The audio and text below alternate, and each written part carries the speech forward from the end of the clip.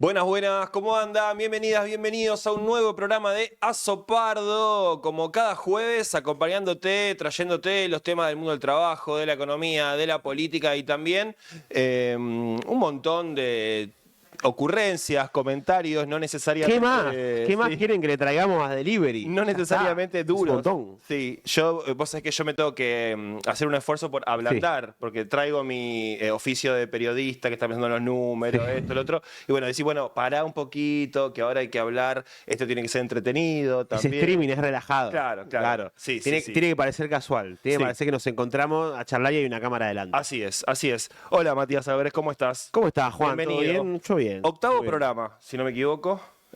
Así que bien, la nave está. La nave camina, sí. Sí. Hoy tenemos una nueva compañía. Sí, claro. Circunstancial o no. Sí, le damos la bienvenida a Coti, Constanza Lacambra. ¿Cómo estás, Coti? Bienvenida al piso de Muchas Azopardo. gracias. Siempre está del otro lado. Además la conocen ya de los móviles, de la calle offline, que es tu segmento. Pero en este caso estás acá en el piso. Podemos contar por qué está en el piso. Sí, porque la limpió a Leila. Claro, básicamente. no, pará.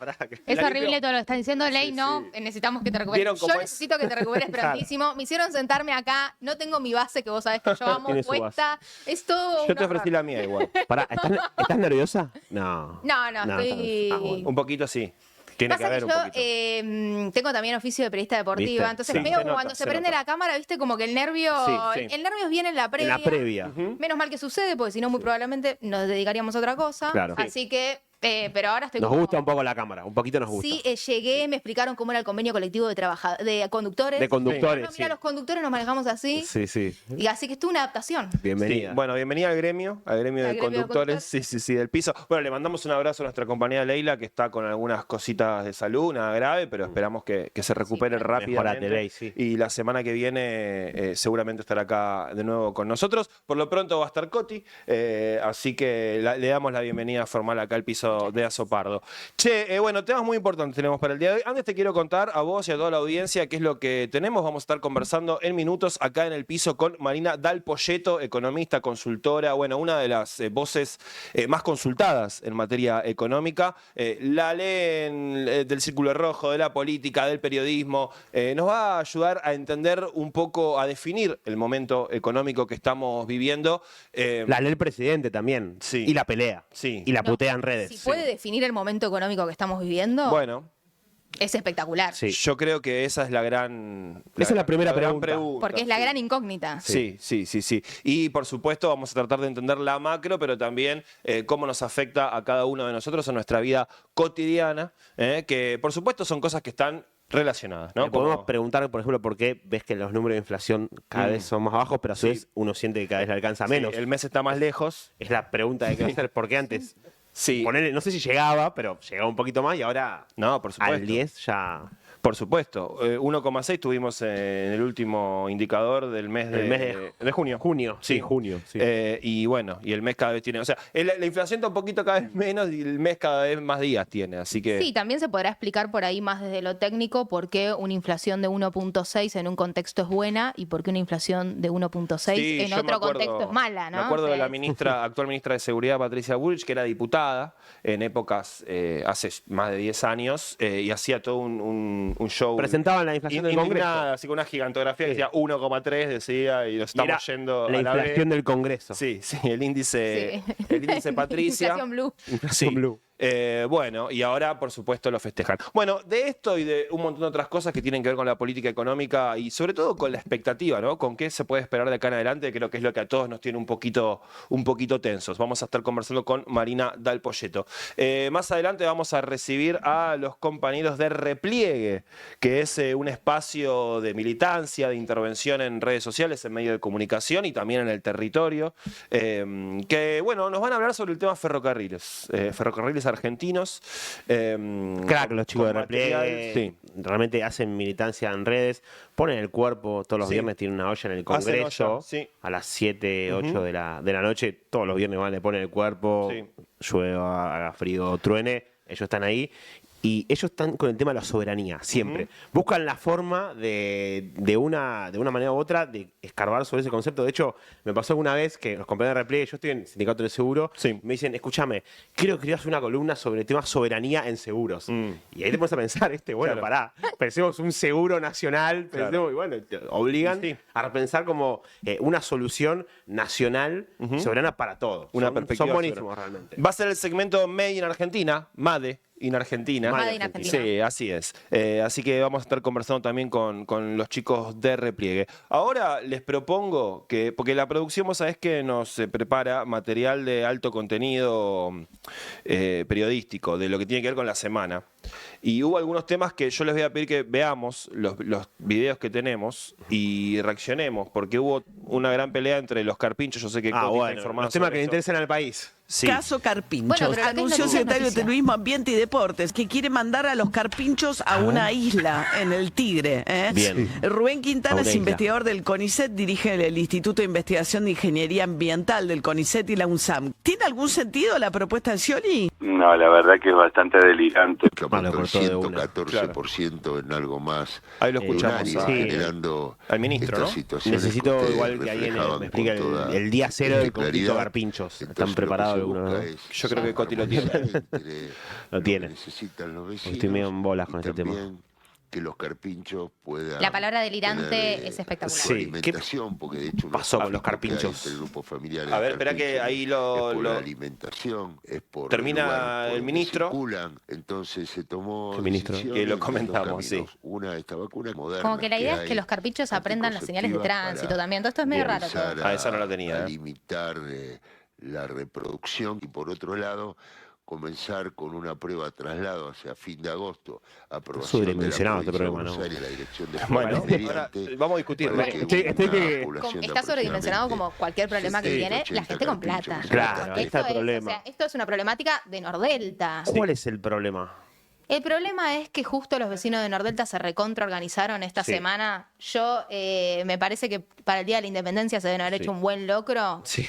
Y en vez de juntarse a hablar de estas cuestiones de soberanía nacional, cómo hacemos para levantar el país, Sí. che, cómo anda la producción, la industria, quisieron resolver un problema que los aqueja muchísimo, que es la presencia de carpinchos en Nordelta, Sí, que estaban antes de que ellos lleguen, ¿no? que yo me imagino que en realidad debe ser lo que los aqueja a los carpinchos, la presencia de ellos. De en ellos. Nordelta. Claro, la invasión en realidad es El de tema es que Rico, ¿no? los De carpinchos no tienen quien los defenda, Sí. no tienen tanta capacidad de Una lobby. zona conocida como humedales, ¿no? Nosotros conocíamos humedad, los carpinchos son los que llegaron ahí antes. Los carpinchos, aunque los lleven a donde los lleven, van a volver ahí. Sí. O sea, es mentira que hay una sobrepoblación y una reproducción desmedida de carpinchos. Son una especie que se autorregula. Mientras vemos o carpincho sea, móvil. No, buenísimo. eso Sí, es espectacular. material. Los carpinchos son una especie que se No, autorregula, o sea, son espectaculares. Ellos se dan cuenta, tienen.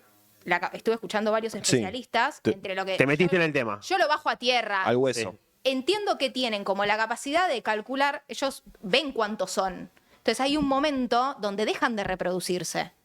Cuando una buena cantidad muere, vuelven a activar el ciclo de reproducción. Por lo tanto, es imposible que un día vayamos a Nordelta y en los departamentos, esas casas divinas, de repente vivan carpinchos, porque no va a suceder eso. O sea, Claro. Bueno, entonces la propuesta del ministro era mandarlos a una isla, Sí. sacarlos todos de su hábitat natural y hacer la isla de los carpinchos. Eso tiene todo pero- para pero- salir mal. O Sí. sea, Yo ya se estoy me en un ocurre. momento, o sea, obviamente banco a los carpinchos y todo, estoy en un momento Sí. que querés mudar a los carpinchos, mudalo, porque ahora los carpinchos van a tener dos lugares. La isla donde lo van a Claro. tener, igual van a estar en Nordelta. Claro. No se van a haber ido de Son Nordelta. como el COVID en su momento, que entraba por todos lados. Claro. O sea, por más que los frenen los vuelos, iban a Bueno, entrar pero los no carpinchos. prosperó la propuesta del ministro Daniel Scioli respecto de la mudanza de los carpinchos. Tenemos- Amparo tiene una postura respecto a Sí, los por supuesto, supuesto, hay línea sobre este tema. Bancamos Para mí tendríamos que completamente. tener dos posturas. La postura oficial Son del carpinchos triunvirato. y no Sí. capibaras. Bueno, Sí. eso es Esto es muy central. Eso para arrancar, sí. Los niños, las infancias le están diciendo mucho capibaras, ¿no? Porque eso viene, no sé si de Que Brasil es otra o especie, de... sí, pero. No es son el mismo medio animal. primos. No. Son- Claro. Claro. Acá decimos carpincho. Somos Claro, somos sí. carpinchos.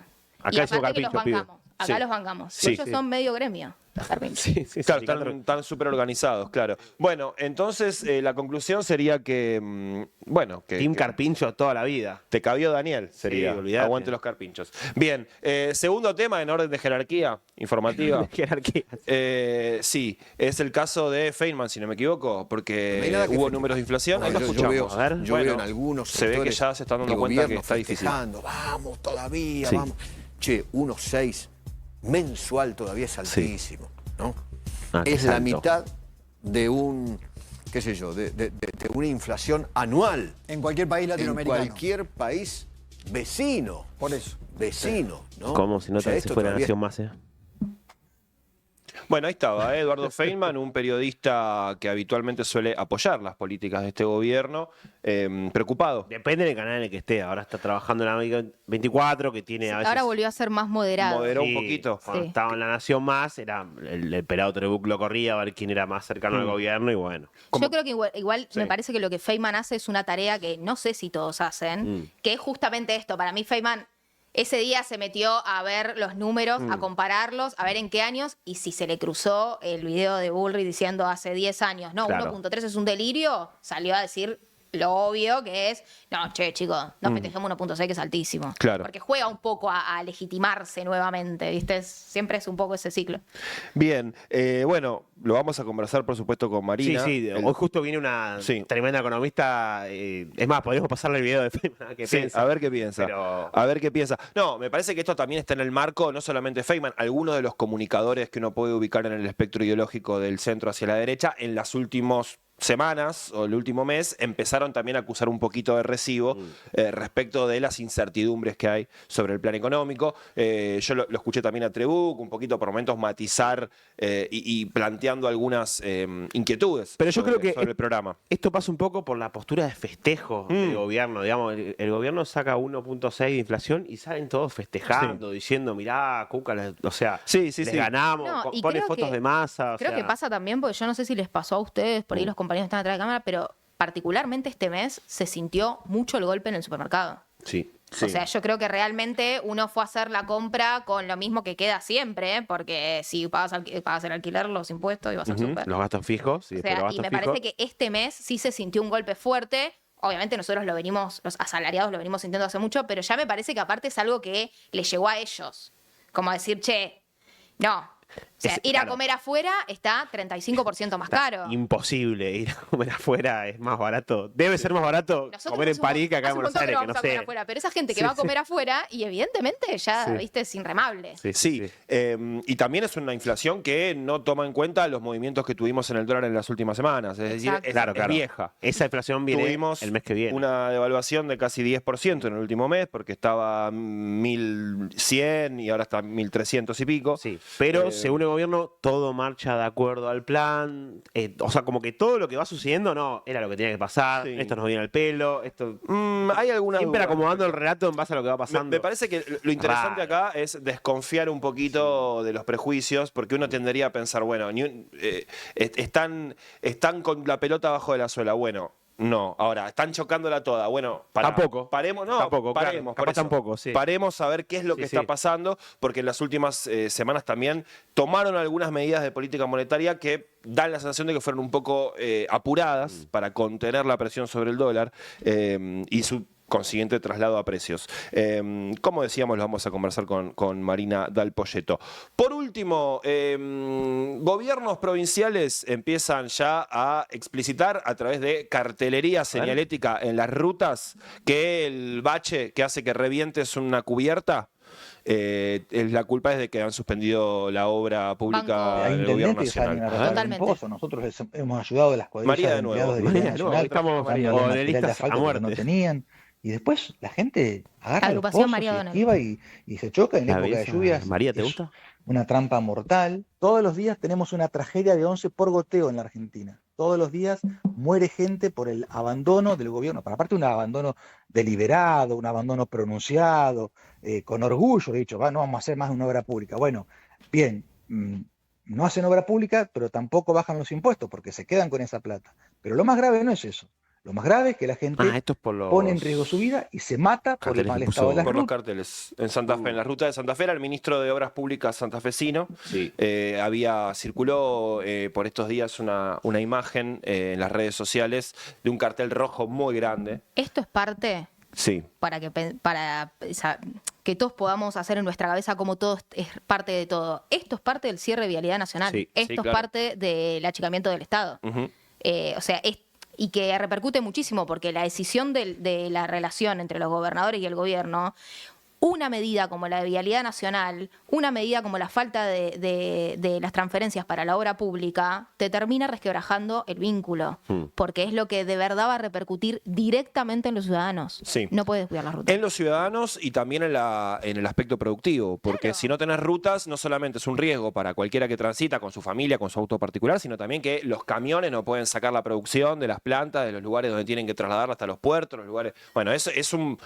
Digamos, parece que hay que explicar cosas que eran obvias, pero ¿por qué es importante que el gobierno se encargue de que las rutas estén bien y que haya obra pública en ese sentido? Bien, hubo una noticia Sí. en relación a vialidad. La justicia suspendió el decreto de Milei que había disuelto Vialidad Nacional. Es una Bueno. buena noticia, entre comillas. Porque Bueno. esto entra como en un rulo judicial Sí, claro. complicado, pero bueno, es bueno esto, entiendo. Bien, terminó entonces el picadito de actualidad, la apertura de este programa de Azopardo. Tenemos que recordar que fuimos víctimas de un ataque misterioso. Agradecemos la solidaridad de todos Sí. los compañeros, compañeras de distintos medios, de sindicatos, que nos hicieron llegar su solidaridad por todas las formas posibles. Nuevo canal de YouTube, Nuevo canal de YouTube. @Azopardo, directamente. Claro, antes éramos Azopardo Stream. y Ahora es somos Azopardo de una. @Azopardo. Sí, y en Instagram seguimos siendo Azopardo Stream, ¿no? Sí, se ve que estamos rompiendo las bolas, porque por algo Sí. se preocuparon, No digo. le aflojen a la búsqueda. O sea, puede ser Sí. que al principio en YouTube no te aparezca directamente. Si tenés dudas, te vas a nuestro canal, hasta nuestro Instagram, que Bueno. sigue siendo el mismo, y ahí encontrás el link y te suscribís al canal de YouTube.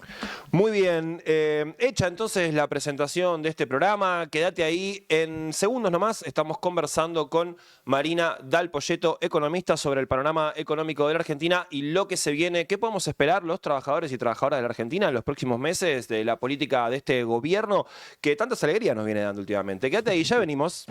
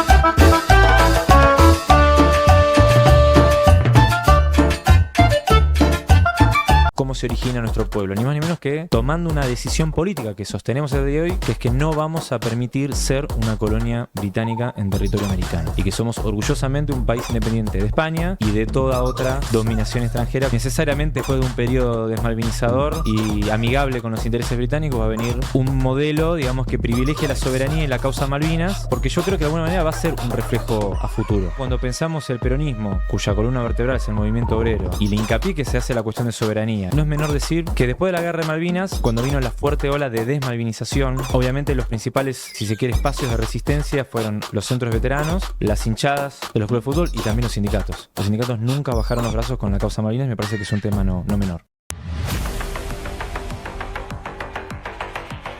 El cepo todavía lo tenés, o sea, lo sacaste a las personas, lo tenés a las empresas, todavía controlás el mercado cambiario. El ministro de Economía, yo digo, maneja la mesa del Banco Central, la mesa del ANSES, la mesa del principal banco público, la tesorería y el programa financiero. A mi juicio, para llegar a estos niveles de desinflación, abusó en alguna medida del ancla del tipo de cambio y un banco central que no acumuló reservas.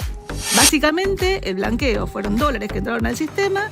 Eso se tradujo en crédito al sector privado, los privados vendieron los dólares al Banco Central, el Central compró los dólares, se los vendió al Tesoro y el Tesoro los usó para pagar la deuda. Digo, los países normales flotan, o sea, no hay países con tipos de cambio fijos. Los tipos de cambio fijos son un problema. Sí. El problema es que vos tenés el prontuario que tenés reservas muy negativas en el Banco Central, o sea, no acumulaste reservas, y tenés una enorme cantidad de pesos con una concentración de vencimientos de la deuda en pesos. Lo que se llama mirar lugares de privilegio, digo, tenés que tocarlos. Yo qué sé, digo, el régimen de Tierra del Fuego, los judiciales no paguen ganancias. Mira, los gastos tributarios, hay una lista de gastos tributarios que podrías eventualmente mirarlos o correspondería mirarlos frente al pedido o a la demanda de la sociedad de ajuste.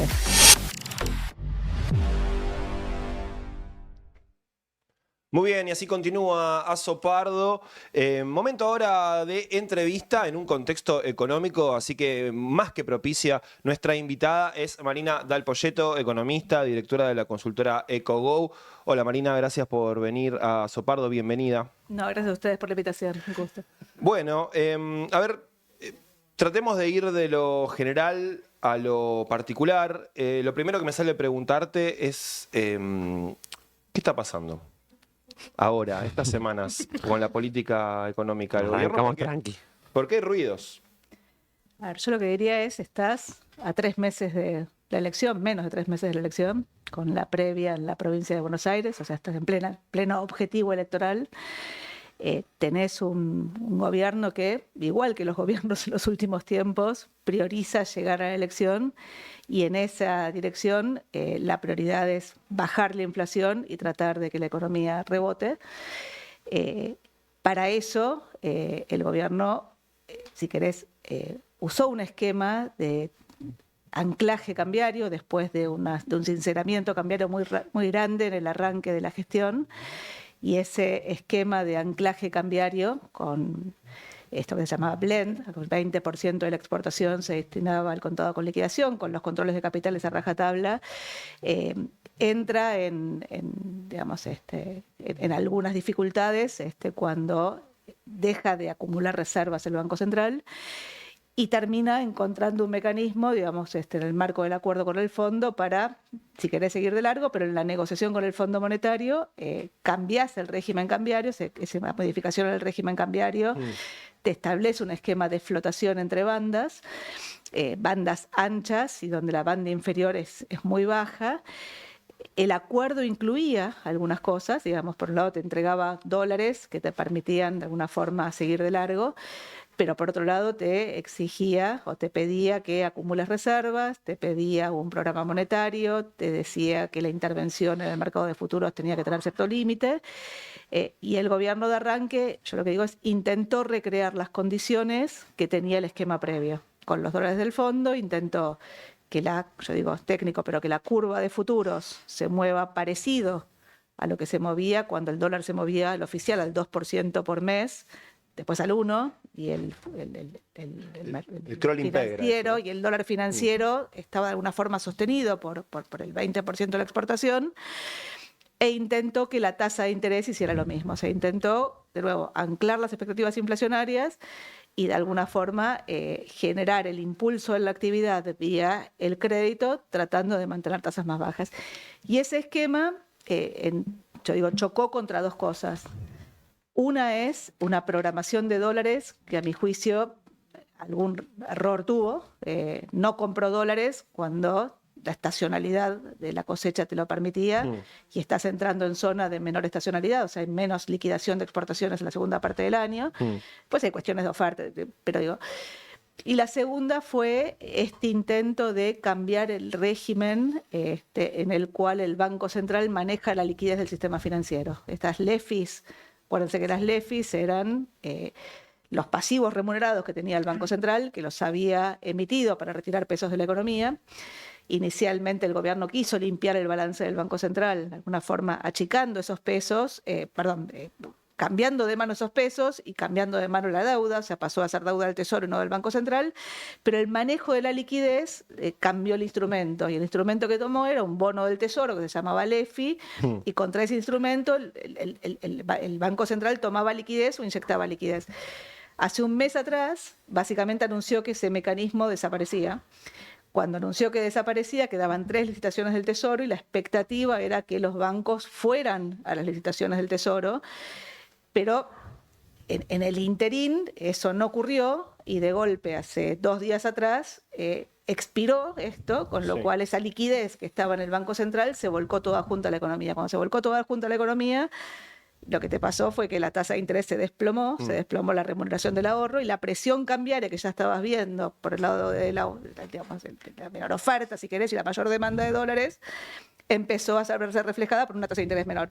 O sea, hubo, a mi juicio, un error en el manejo de la liquidez, pero de nuevo, en la previa a la elección, la tasa de interés que te quedó en la economía es muy alta contra la dinámica inflacionaria que estás viendo. O sea, la inflación está corriendo al 1,6 el último mes y la tasa ayer la pusieron en el 47% anual. Ahora bajó, digo. Sí. Pero fue una tasa muy alta que salieron a poner rápido para frenar el tipo de cambio. Para que no se vaya al dólar, los pesos esos que había. Para que no se vaya al dólar y para darle un cauce a la tasa de interés pasiva, porque lo que te quedó fue desarbitrar las tasas de interés. Es técnico. Pero no lo lograron, lograron parcialmente, ¿no? En realidad, absorbieron una parte. Ayer lo que te pasó fue, el día anterior, lo que pasó fue que el Banco Central salió y volvió a entrar en la operatoria de repo, que eran los pases pasivos, o sea, volvió a los pases pasivos, sacó 5 billones de los 10 que quedaban, y en la licitación de ayer sacó 4,7 billones más. Con lo cual le dio remuneración en los pesos. Ahora, la deuda de pesos es muy corta, sigue venciendo muy corta. Y tenés de nuevo 3 meses a la elección con un esquema entre bandas donde el tipo de cambio está flotando entre las bandas el oficial, pero la expectativa de devaluación implícita en la curva de futuro se está acercando, si querés, a la banda superior, y lo que te es un gobierno, digamos, que intenta de nuevo contener la dinámica cambiaria, avalando de nuevo una suba en las tasas de interés, pero la prioridad es llegar a octubre. Llegar a octubre, que todavía faltan varios meses. Claro, estamos en julio. O sea, cada vez falta menos, pero 3 meses. Tampoco son dentro de 2 semanas. Está relativamente cerca, si querés, la diferencia que tenés económicos. es que vos sacaste los controles de capitales. O sea, la consulta que quería hacerte era en este sentido, porque por ahí eso nos permite, porque los economistas por ahí, para nosotros que tenemos que ir al súper, 3 meses es un montón, pero cada uno dice está cerca. ¿Qué de estos indicadores son previsibles? O sea, ¿realmente puede pasar que en un cierre bancario de repente se te desplome la economía y se te dispare el riesgo país? ¿O en realidad hay movimientos que son previsibles y que vos podés hacer rescate? Digo, para que lo entendamos los que por ahí no... Viste que lees solamente... Nos pasa mucho que juegan estas noticias de 3 menos 10, es el gobierno salió al rescate de que no se dispare el dólar. Y todos leemos como diciendo... ¿No se puede hacer antes? No, es como... A ver, primero, yo no usaría la palabra cierre bancario. O sea, acá no hay ningún cierre de bancos, ni mucho menos. O sea, acá lo que tenés es un mecanismo de liquidez del sistema financiero donde de golpe los bancos tenían un montón de pesos y como tenían muchos pesos, bajaron la remuneración de los pesos. Al bajar la remuneración de los pesos, si vos tenías pesos en una billetera virtual, en un depósito... Con inversión, menos. Bueno, frente a eso, lo que tuviste fue... una mayor demanda de dólares en un contexto donde la oferta de dólares es menor. Eso fue lo que pasó. Obviamente eso tiene presiones cambiarias. La presión cambiaria en un país normal, si el dólar sube, no pasa nada. En Argentina cuando el dólar sube, todo el mundo se pone nervioso. Es cierto que el traslado a precios de la devaluación viene siendo mucho más acotado, en parte porque es una economía más abierta, pero lo que digo es, yo creo que hubo un error, o sea, hubo un error en la programación financiera de los dólares y en la programación financiera de los pesos. Haber hecho este intento de recalibrar el funcionamiento del sistema financiero a 3 meses de la elección, digo, ex post, fue un error. Vos antes dijiste algo que me quedó picando y te lo quiero preguntar para entender un poco mejor, porque uno de los grandes temas que tiene el gobierno ahora es que no está escaso de reservas, ¿no? No acumuló las reservas o la meta de reservas que le había puesto el Fondo Monetario. Vos corregime si digo mal. Y vos dijiste no compró cuando podía. ¿Y qué hizo en ese momento que no compró? A ver, no, hoy el Banco Central tiene las reservas que le dio, o sea, el fondo le dio los 12.000 millones de dólares, los 12.000 millones como un están dentro del... En principio, si vos decís qué es lo que le pidió el fondo al gobierno, yo diría, el fondo le dijo, bueno, no uses estos dólares para pagarle al mercado. Por eso el gobierno salió a conseguir el repo, salió el Banco Central a conseguir el repo, salió el Tesoro a colocar deuda en pesos contra dólares, o sea, fue a buscar un programa financiero para conseguir los dólares para pagar los vencimientos de la semana pasada. Ahora, el programa de arranque, acordate que el dólar, en octubre del 23, remontémonos a la herencia, ¿no? Digo, Argentina siempre discute herencias. En octubre del 23, el dólar oficial valía 360 pesos, la brecha era del 200%, más del 200%, el dólar financiero valía 1.200 pesos, o sea, valía lo mismo que vale hoy, un poquito menos de lo que valía hoy, pero casi 1.200 pesos. El gobierno llega, sincera el esquema cambiario, el tipo de cambio salta de 360 a 800. ¿Te pareció una buena decisión esa en ese momento? Yo era la que, si vos escuchabas lo que era el discurso de campaña en ese momento, Milei proponía dolarizar, sin dólares, no había dólares para dolarizar, o sea, eso no iba a pasar. ¿Te acordás? Decían eso. Lo segundo que proponía era, bajemos la tasa de interés de los pasivos remunerados, saquemos los controles de capitales y dejemos que encontrar un equilibrio. O sea, las dos cosas tuvieran llevado a una crisis. El programa fue mucho más pragmático, en el sentido que decidió sostener los controles de capitales y choquear la economía con controles de capitales. Ahora, si vos me decís a mí qué es lo que yo hubiera pensado distinto, de nuevo, el shock original yo lo hubiera hecho amortiguado. Claro. Y vos acá lo que hiciste fue lo amplificaste con el impuesto país. De nuevo, necesitabas cerrar las cuentas fiscales. Vos cerraste las cuentas fiscales con el impuesto país, más el salto inflacionario que te provocó licuación del gasto, cambio en la movilidad previsional mediante, y cerraste las cuentas fiscales, cortaste el financiamiento monetario. Para un programa de estabilización, cortar el financiamiento monetario es condición recontra necesaria.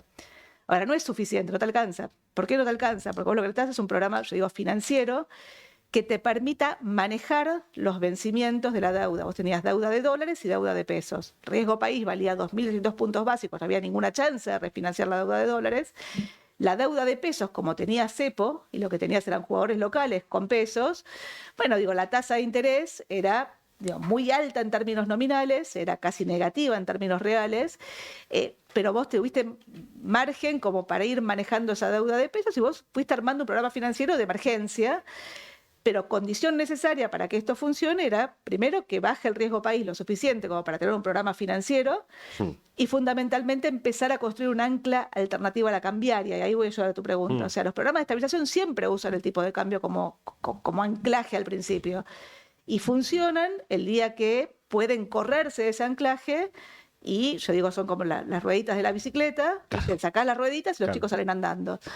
Entonces, vos acá lo que hiciste fue, pisaste el tipo de cambio, 2%, 1%, la inflación bajó, pero primer mes fue 25, segundo mes fue 13, fue 11, fue 8, fue varios meses al 4, la inflación bajó, pero todavía estás en un ritmo de inflación del 1,5%. Y esa dinámica de baja en la inflación te generó la contracara del encarecimiento de la Argentina en dólares, por doble motivo. Primero, porque se normalizó la brecha, lo cual era una aberración la brecha en términos de transferencia de ingresos, pero fundamentalmente porque la inflación le ganó sistemáticamente la dinámica del tipo de cambio. Argentina pasó de ser el país más barato de la región, que era una anomalía, a ser el más caro de la región, que también es una anomalía. Las empresas pasaron de jugar en Disneylandia, donde conseguían dólares baratos, tasa de interés negativa, y si podían fijar el precio era genial, a la jungla. Entonces lo que digo es, pasaste de un régimen al otro. Al principio compraste dólares, los dólares que compraste emitiendo pesos, los usaste para pagar vencimientos de la deuda, pero nunca lograste el acceso al crédito. Yo creo que en gran medida porque en algún momento dejaste de comprar dólares porque sostuviste la brecha, o sea, mandaste 20% de la exportación al blend. Ahora, en ese juego, lo que lo salvó el año pasado el gobierno fue el blanqueo. El blanqueo le permitió volver a comprar dólares. Y llegó hasta enero. En enero parecía que accedías al crédito. Ahora, después de enero vino febrero, marzo, desanclaste las expectativas, vino el acuerdo con el fondo y hoy el riesgo país está arriba de 700 puntos básicos, estás lejos del acceso al crédito. Y una segunda mitad del año con menos ingreso por cosecha, blanqueo ya otra vez no va a tener. Tenés un blanqueo permanente en puerta, que no digamos... Pero no es infinito, digo, ¿cuánto...? Bueno, o hay una cantidad de plata en negro. Bueno, a ver, digo, cantidad de plata fuera del sistema, digo, más allá de que sea negro o blanco. O sea, Argentina, al haber roto la moneda y haber roto el crédito, o sea, digo, por eso lo que digo es, la herencia era complicadísima y es la herencia, la herencia, la herencia, la herencia. O sea, digo, no sé dónde empezar. Pero lo que digo es, vos rompiste la moneda y rompiste el crédito. Un país sin moneda y sin crédito es muy difícil, digo, de que funcione. O sea, no hay, digo... Entonces, digo, condición necesaria era restablecer, de nuevo, moneda y restablecer el crédito. Eso requiere bajar la tasa de inflación y empezar a canalizar el ahorro adentro del sistema financiero. Parte de eso lo hiciste con el blanqueo, pero después del blanqueo que se te agotó, ahora lo que anunciaste es un blanqueo permanente. O sea, Argentina tiene un blanqueo por gobierno tuvo el de Menem en el 92 y después de Cristina 1 para acá tuviste un blanqueo por gobierno. Cristina 1. Ese blanqueo es el permitido.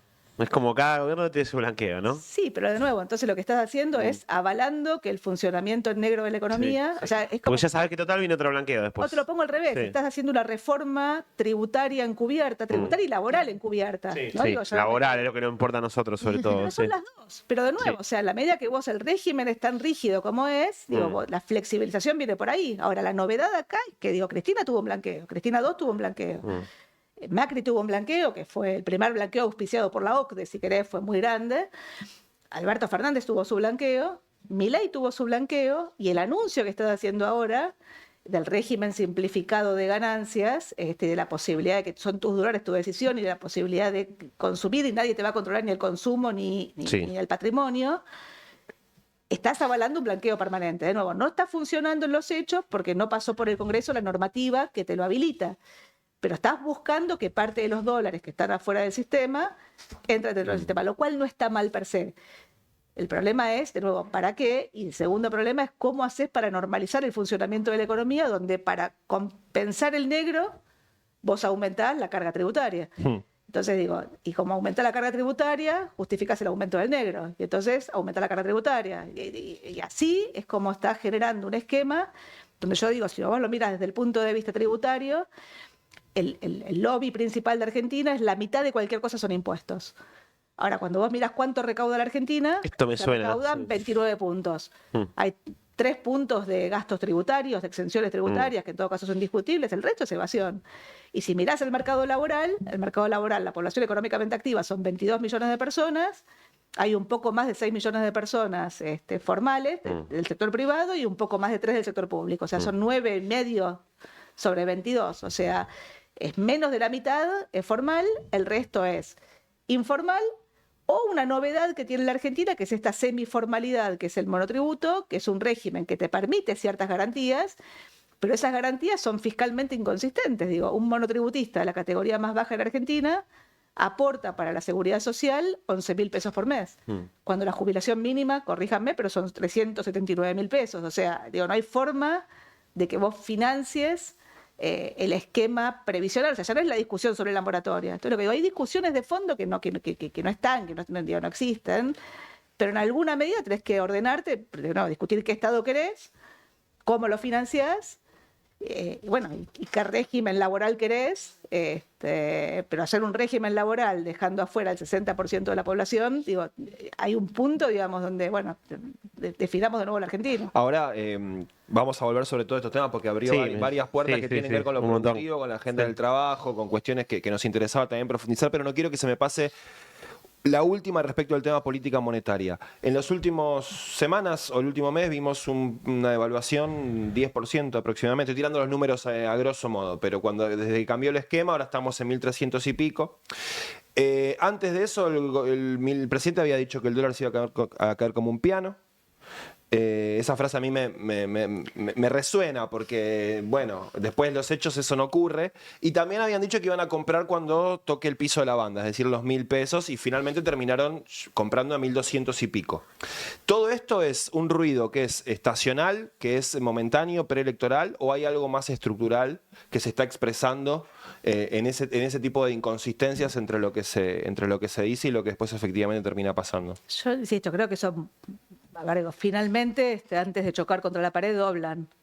Es como que va, y en el último momento es el volantazo. Yo lo que digo, el todo marcha de acuerdo a un plan, es un plan que se va adaptando a lo que marcha, ¿viste? O sea, Claro. Porque está primero el plano. Es solo una frase, es solo un artilugio discursivo. Está bien, pero un artilugio que les viene funcionando bien, sobre todo para buena parte, digamos, de la audiencia. Sí.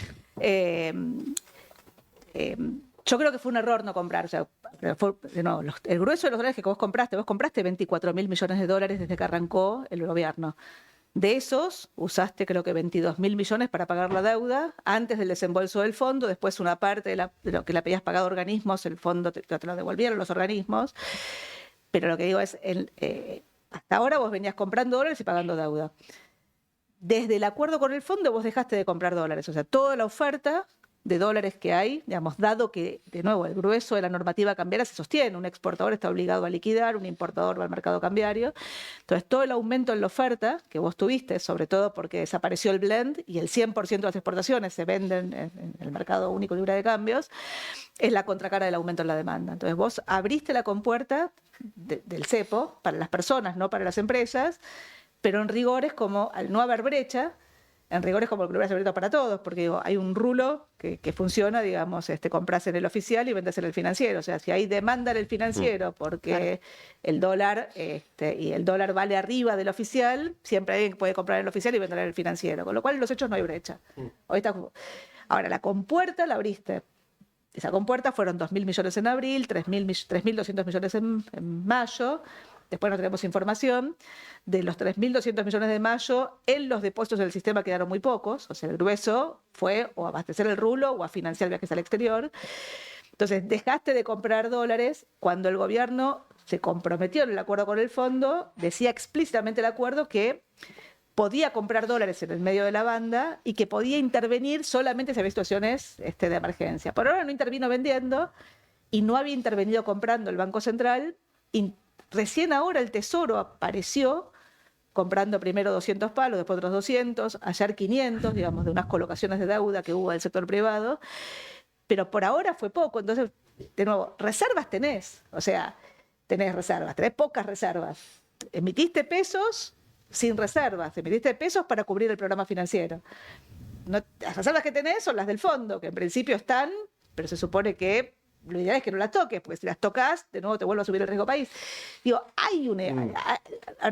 ¿cómo se cierra esto? Esto se cierra si en algún momento vos tenés un programa financiero que dependa menos de esta forma de manejarlo y que dependa más de lo que hacen los países normales, que es refinanciar el mercado. Eso requiere una baja significativa del riesgo país en un mundo donde la tasa libre de riesgo está alta. Entonces, Argentina, tiene un prontuario. Haber roto, digamos, contratos sistemáticamente tiene un costo. Restablecer, si querés, la credibilidad lleva un tiempo. O sea, si querés construir una moneda, yo digo siempre lo mismo, ¿viste? Cuento el ejemplo del jardinero de Buckingham. Bueno, para tener el pasto verde, riega y corta el pasto. Y a lo largo de 400 años, si lo sé sistemáticamente, los jardines son verdes. Si querés tener una moneda, tenés que remunerar el ahorro y no romper contratos. Ahora, si sistemáticamente le venís buscando atajos y cada tanto rompés contratos, porque de nuevo los gobiernos, yo me río, los gobiernos populistas critican la deuda de dólares y los gobiernos liberales critican la deuda de pesos. Entonces sistemáticamente estás repudiando los contratos del anterior. Y Argentina, desde 2001, default, que fue un default, donde no había forma de seguir de largo, terminaste en default. Reestructuraste en 2005. En 2005 el 40% de la deuda que emitiste era deuda en moneda local, indexada a la inflación. 2005. 2007 vino Moreno y rompió la indexación, rompió el INDEC. Rompió el índice de precios, con lo cual defaulteaste un contrato. Después, vino Griesa y 2014. Después vino ley cerrojo durante 10 años. Los uruguayos ni siquiera entraron en default, o sea, reestructuraron la deuda y los holdouts les pagaron inmediatamente. Nosotros tardamos 10 años en negociar, que costó carísimo. Pagamos a los holdouts. 2 años después, en 2020, volvimos a renegociar agresivamente. Entonces digo, si sistemáticamente rompes contratos, bueno, digo, al final está cantado. Sí. Uno no deja de tener la sensación, uno que no es economista, que trata de entender desde lo lejos, de que está todo un poco atado con alambre. Era difícil, la agenda era muy difícil. Y al mismo tiempo el salario está bastante agredido. De eso queríamos charlar. Claro, porque al mismo tiempo tenés el costado salario productivo que se ve que no está caminando mucho. Entonces, si tenés el esquema, es todo esquema financiero. Los que están haciendo negocios, más que nada, son los que hacen carry trade o venían haciendo negocios, pero no tenés la actividad económica que está pujante, el salario creciendo por encima. No, tenés todo eso también bastante planchado, y no sé si es un escenario pre-recesivo, no sé, eso me dirá vos. Hay elementos ahí que dan la sensación. Yo lo que te Entonces preocupa, dice, bueno, si vos tenés esto que está atadito así, se mueve ¿no? Se mueve algo de todo eso y estamos todos como al descubierto. Yo lo que diría es 2024, digo, la política fiscal fue muy contractiva. O sea, el gasto público cayó 4,5 puntos. Buena parte del ajuste fiscal tuvo que ver con la licuación previsional, o sea, digo, cambiaste la movilidad previsional y fue lo que te permitió hacer el ajuste. O sea, dada la participación de las jubilaciones en el gasto, digo, la pagaron los jubilados. La pagaron los jubilados, de nuevo. Literalmente, sí. Ahora, si querés, volvemos a eso, pero en un esquema previsional, de nuevo, con una economía donde tenés un nivel de informalidad tan grande, donde los que se jubilaban con aportes eran muy pocos y te quedaba un montón de gente afuera. Y eso lo compensaste de la noche a la mañana con una moratoria que duplicó el número de jubilados y lo terminaste financiando, licuando al resto. O sea, de nuevo, ¿dónde empezás a contar la historia? O sea, hay un problema, digamos, para mí el problema que arranca, cobren más, pero menos plata. Bueno, es la discusión, de nuevo, la discusión, pero nunca hubo acuerdo. O sea, el kirchnerismo lo que te hizo es te duplicó el número de jubilados y te bajó las jubilaciones de los que aportaron a la mitad. Después vino Macri y te puso la reparación histórica. Entonces te recompensó a los que no habían aportado y a los que te habían quedado afuera les dio la PUAM. Y después hubo una licuación, una segunda licuación. Digo, si vos mirás el gasto previsional con Macri, eran 9,7 puntos del producto. Con Alberto Fernández creo que eran 6,8 y con Milei 6,2. Y ahora vuelve. Entonces lo que digo es, licuaste, pero vuelvo a la dinámica de la actividad. Si querés después volvemos a esto. Licuaste parte del gasto, frenaste la obra pública, aumentaste las tarifas y bajaste la carga de los subsidios, 4,5 puntos del gasto el año pasado. Este año el ajuste del gasto público te diría que está mucho más frenado. De hecho, en el margen lo que ves es se abrió un poquito de grifo. Abrieron ahí un poquito. Y hay elecciones. Sí, parte tiene que ver con la inercia, o sea, el esquema previsional está indexado, con lo cual ya las jubilaciones, digo, van con la inflación, ya tenés, digamos, mecanismos distintos, pero digo, el ajuste fiscal este año pasó, este año no. La política de ingresos con la inflación, que pasó del 25 en 2017 al 50 en 2019, al 100 en 2022 y al 200 en 2023, y ese salto fogonazo inflacionario de arranque, bueno, digo, los ingresos se desplomaron. Si vos mirás la caída en la inflación te permitió cierta recomposición en los ingresos. Ahora, cuando vos mirás los ingresos, recompusieron los ingresos formales, pero todavía están varios puntos, creo que son 17 puntos abajo de lo que estaban en 2016. Si mirás los ingresos del sector público, la caída es mucho mayor contra 2016, son cerca de 30 y pico de puntos, pero no recompusieron nada, o sea, el objetivo es sostener el anclaje fiscal ahí. Y cuando mirás el sector informal es lo que más crece, desde niveles mucho más abajo, todavía están 30 y pico de puntos abajo de los máximos de 2016, nos falta información de los últimos 5 meses, pero todo indica que en los últimos meses la ralentización de los ingresos aparece. O sea, los ingresos son parte, si querés, del intento de anclar la dinámica de precios. ¿Cuál es el driver del crecimiento? Paradójicamente fue el crédito. La remonetización que hizo el programa, por eso digo que es heterodoxo el programa, la remonetización que hizo por el programa financiero de pesos y por el programa financiero de dólares, compró dólares emitiendo pesos y después los usó para pagar afuera, o sea, sin reservas. Esa remonetización te permitió que el sistema financiero preste y el aumento en el crédito bancario pasa de 5 puntos del producto a 11. Bueno, esa expansión del crédito es la que te generó, si querés, el impulso del nivel de actividad que tiene velocidades distintas, y ahí ve lo tuyo, o sea, crece energía y minería, crece el sistema financiero, digamos, por la expansión del crédito, digo, sin nuevos depósitos o con pocos nuevos depósitos, y después crecen dos sectores que son transporte y comercio, que tienen que ver fundamentalmente con el aumento en la importación asociado al esquema de atraso cambiario que estás viendo. Si mirás la industria, la construcción... No son los sectores más dinámicos de la economía, eso es lo que está Por lo que más trabajo generan. Por lo menos. Generan más valor agregado, más trabajo, más... ¿No? Energía es más bien extractivo, salvo algunas... ¿no? Energía y minería, a ver, yo qué sé, vos vas a Neuquén, digo, vas a las provincias del norte, digo, ahí estás viendo margeles, digamos, ahora mirás el conurbano bonaerense y, o sea, claramente hay un tema de empleo. Al mismo tiempo lo que tenés es un cambio tecnológico, ¿no? Digo, ustedes tenés, en todos los sectores tenés nuevos jugadores. Digo, los bancos tienen la fintech y el uso, digamos, de las billeteras virtuales. Tenés todo lo que es la economía de plataformas, digo, que tiene una semiformalidad, pero que es un gran generador de empleo, digamos. Si vos mirás, hay uno de los componentes del producto que crece es la parte de hoteles y restaurantes. Vos decís, ¿cómo crece? Y lo que te está creciendo es pedido ya.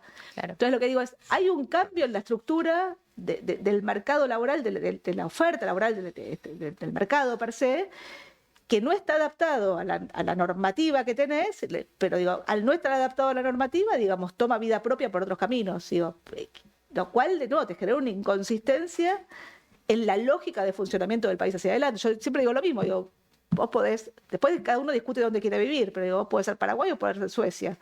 Vos podés tener los impuestos de Paraguay y el gasto de Paraguay. O podés tener los impuestos de Suecia y los gastos de Suecia. Lo que no podés tener son los impuestos de Paraguay y el gasto de Suecia. Ahora, Argentina tiene los impuestos de Paraguay, no tiene el gasto de Suecia, pero quiere tener una economía del bienestar, que es la que de alguna forma funciona.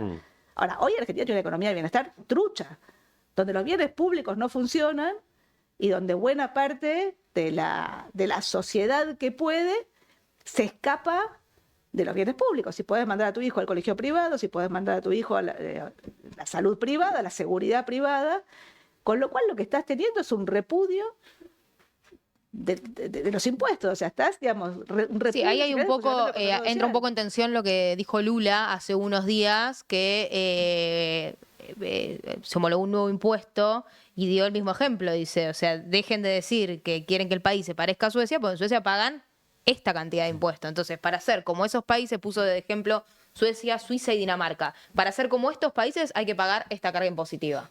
Pero te lo pongo al revés. El problema es que en Suecia, Dinamarca, digo, los bienes públicos funcionan. Y en Argentina los bienes públicos no funcionan. O sea, Argentina destruyó buena parte del funcionamiento del Estado.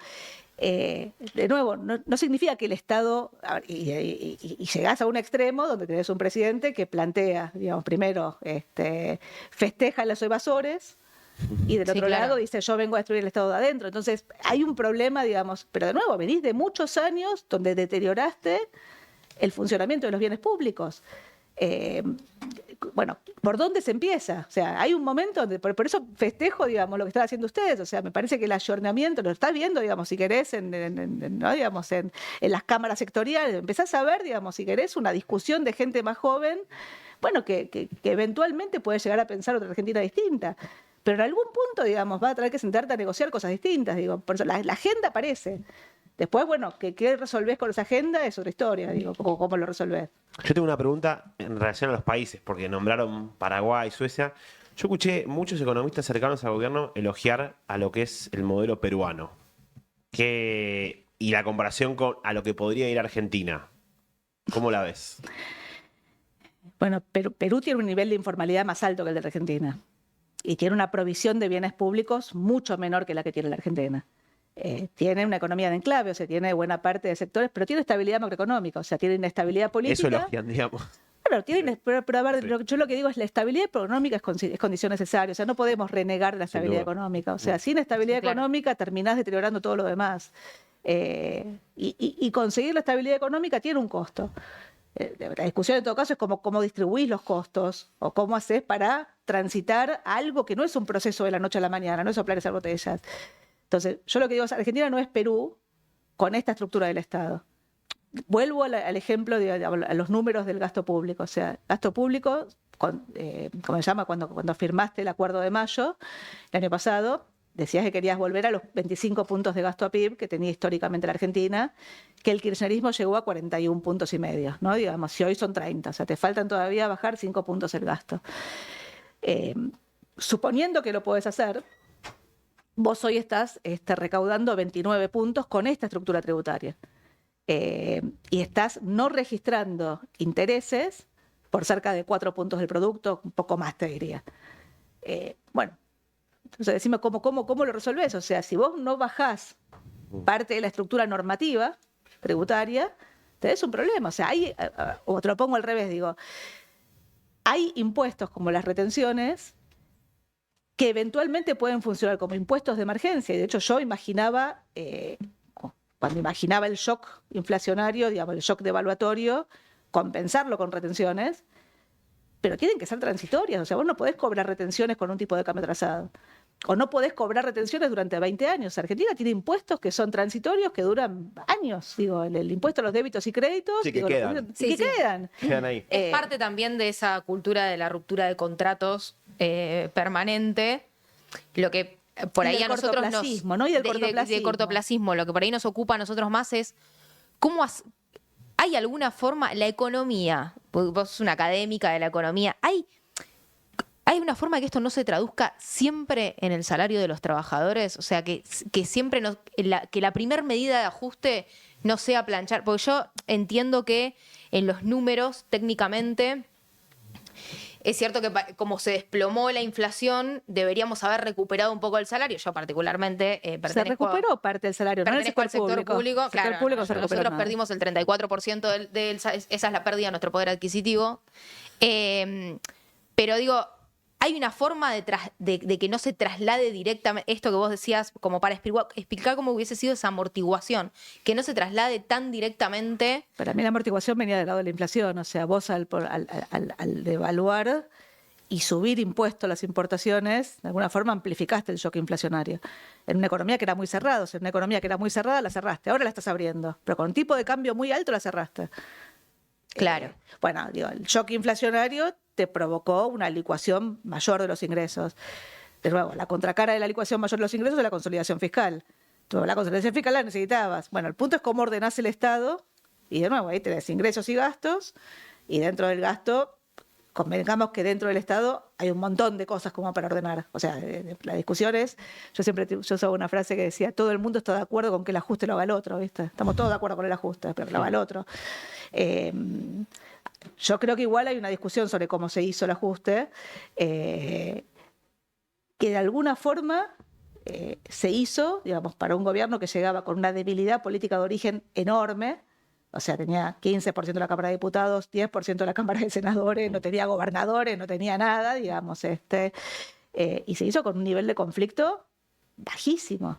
Y yo creo que en gran medida el nivel de conflicto bajísimo que tuvo la Argentina es que la sociedad dijo basta, porque está recontrapodrida, digamos, de la dirigencia política que de alguna forma te llegó hasta acá, con más culpas, con menos culpas, digo, pero de alguna forma todo el mundo llega y es la herencia, ¿viste? Es la herencia.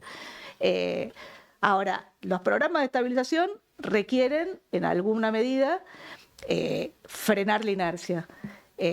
Generalmente los programas de estabilización lo que tienen es o indexo todos los contratos o desindexo todos los contratos. El plan austral desindexó, la convertibilidad desindexó. El plan real en Brasil o el programa de estabilización chileno indexaron los contratos. De hecho, Chile todavía tiene la indexación, tiene la unidad de fomento para buena parte de los contratos en Chile, sobre todo, digamos, los precios de las viviendas son en unidad de fomento. Brasil no, digo, la unidad de valor real, que era el mecanismo de indexación, se convirtió en la moneda de Brasil, que es el real. Pero lo que digo es, se sostuvieron los contratos y construyeron monedas. Brasil con una tasa de interés muchísimo más alta y un costo mucho más alto en términos de crecimiento. Chile logró tasas de interés más razonables, pero de alguna forma hubo cierta freno en lo que en Argentina nunca logró frenar, que es la escalada distributiva. Y acá lo tuviste, o sea, acá se frenó. Ahora, no, la discusión es hacia adentro, o sea, porque si no, insisto, digo, hay un tema de impuestos y de gastos y fundamentalmente un tema de evasión, digo, un tema de... Marina, por último, ¿qué sentís que puede pasar en los próximos meses? Vos antes dijiste que el esquema ahora es aguantar de alguna manera hasta las elecciones. ¿Qué pensás? Obviamente sé que esta es una pregunta que siempre se le hace a los economistas, que es como casi tener la bola de cristal, pero digo, no te estoy pidiendo que predigas, sino como que hagas un diagnóstico respecto de qué es lo que sentís que puede venir de acá hasta las elecciones, y todos sentimos que va a pasar otra cosa después de las elecciones. Yo intuyo que el esquema cambiario de alguna forma va a haber que recalibrarlo. O sea, hay dos opciones. O sea, o siguen de largo con este esquema de bandas tal cual están definidas, o lo recalibran. Pero estamos cerquitas del techo, entonces no está cerca del techo. Estás en el medio, lo que está cerca del techo son los futuros. O sea, cuando vos miras la curva de pero futuros. ¿Pero está a 1.300 y pico? Pero la banda está arriba de 1.400, porque no, la banda, acordate que se movía al 1% por mes. Se va moviendo. O sea, la banda se va moviendo. Entonces los futuros están acercándose a la banda superior, que se va moviendo, o sea, crecen más rápido que la banda superior. Pero nunca la tocan. O sea, por ahora la intervención que está haciendo el Banco Central es jugar sobre la banda. Entonces lo que digo es, o siguen de largo o recalibran. Yo entiendo que van a recalibrar el esquema de bandas. De nuevo, va a depender del resultado electoral, del resultado en la provincia de Buenos Aires, del resultado nacional, de cómo se reconfigura el gobierno y el Congreso después. Yo creo que va a ir a una nueva negociación, probablemente con el fondo, donde recalibren el esquema de bandas. Y ahí la pregunta del millón es si vos podés recalibrar y anclar expectativas, o si una recalibración te desancla, como le pasó a Macri en 2018. Nosotros por ahora hemos hecho solamente escenarios, digamos, no sigue de largo, no se desancla, solamente armamos un escenario de recalibrar sin desanclar. Pero te falta un montón de información de cómo sigue esta historia. O sea, en algún punto, para que esto funcione, la variable de ajuste no tiene que ser necesariamente el salario, que es lo que plantea ella, sino que tiene que ser la forma en la cual Argentina, digamos, se convierte en un país más productivo. Claro. ¿Qué necesitas para que Argentina se convierta en un país más productivo? Bueno, necesitas infraestructura, necesitas regímenes... Capacitación. Educación, ciencia, tecnología, necesitas reglas tributarias distintas, necesitas reglas laborales distintas, necesitas reglas previsionales probablemente distintas. No da la sensación de que estemos yendo pero en ese camino. Lo que digo es... Ojalá me equivoque. Yo lo que digo es que se pueda empezar a discutir en este tipo de ámbitos cosas distintas a las que se discutieron siempre. O sea, en algún punto tenés que ayornarte a un mundo que cambió. O sea, como la publicidad de ustedes, digo, el mundo cambió. Sí. El mundo cambió. No repetir fórmulas, decís. No tener una mirada nostálgica de otros momentos. Si el costo de Argentina es sistemáticamente más alto que el costo afuera, tenés un problema. Si la única forma de proteger esa estructura de costos es cerrando la economía, digo, los precios de Argentina son más altos. Y si los precios son más altos, los salarios van a ser más bajos. O sea, hay un problema de estructura de costos. La Argentina es difícil, ya vamos cerrando. Ya sé que nos quedamos sin tiempo. Tenés que venir otra vez, Marina. Se van abriendo temas. Yo te escucho siempre dos preguntas en el tiempo. con mucha atención. Bueno, la Argentina tiene un sistema de universidades públicas, un sistema de salud pública a lo largo y ancho del país, hospitales, escuela. Bueno, lo que estamos viendo con el gas rasgado. Tiene un estado de bienestar grande, ¿no? Y bueno, ir en contra de eso también implica ir en contra de situaciones que tienen que ver con la salud de las personas, con la educación de las personas. Yo, ¿no? Digo, si vos me decís a mí me gustan más las economías que describía ella que Paraguay, digamos, en términos de lugar donde uno quiere más vivir. Suecia que... Lo que no somos eso. No, por supuesto. Entonces, lo que digo es... yo ni pensar en volver a hacerlo de otro momento. Eso. Pero yo lo que planteo es, digo, los sistemas funcionan, viste, como el cuerpo humano. ¿Viste? El cuerpo humano, digo, un órgano se daña, pero no te morís, digo, no necesariamente. Digo, hay órganos que empiezan a trabajar. Bueno, y los sistemas pasan un poco lo mismo, o sea, hay daño, vos provocás daño, o sea, muchos años de manejo ineficiente de muchos segmentos o de manejo, pongámosle manejo ineficiente para no usar otro tipo de palabras, pero digo, provocás daños en los sistemas. Digo, la salud pública funciona mejor en algunas provincias que otras. Pero digo, si podés atenderte a la salud privada, atendés a la salud privada. Digo, aunque si te pasa algo grave y tenés un chico con algo grave, va a estar Garrahan. Pero lo que digo es, hay un deterioro presupuestario. Digo, dado el deterioro presupuestario, bueno, digo, hay adaptaciones. Yo qué sé, yo tengo a mi hija en la Facultad de Medicina, siempre compro lo mismo. Bueno, digo, tenés un esquema de ayudantías, donde los pibes, primero tienen que traer alto promedio, después tienen que dar un examen, después tienen que prepararse durante todo un año, y recién después de ahí están empezando. Ahora, las clases las terminan dando estudiantes que se formaron para dar clases, cuyo incentivo es que les mejora el promedio para después entrar a la residencia.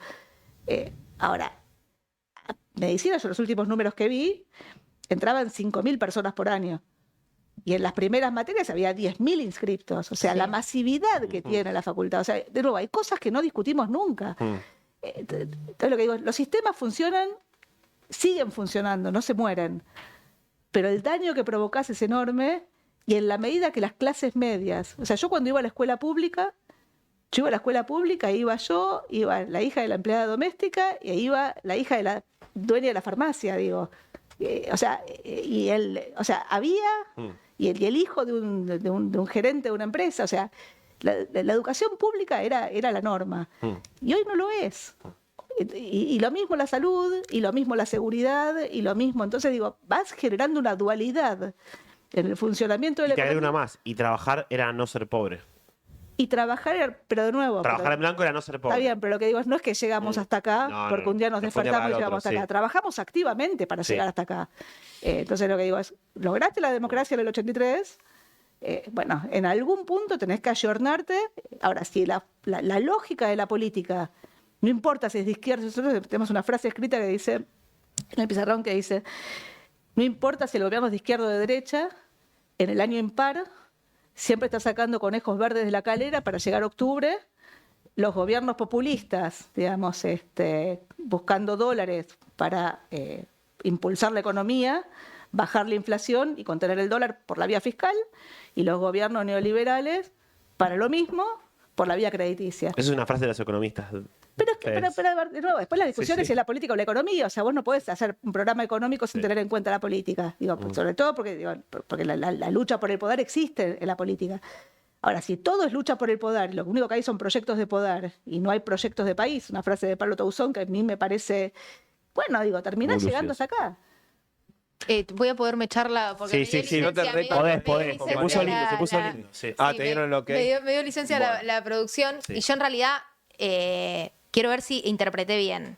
Hay, para una de las grandes soluciones, en realidad es la generación de empleo. Esto, cómo ser un país competitivo, productivo. Pero en un mundo rarísimo, ¿no? Es un mundo donde la inteligencia artificial existe, un mundo donde hoy se está cerrando, un mundo, digo...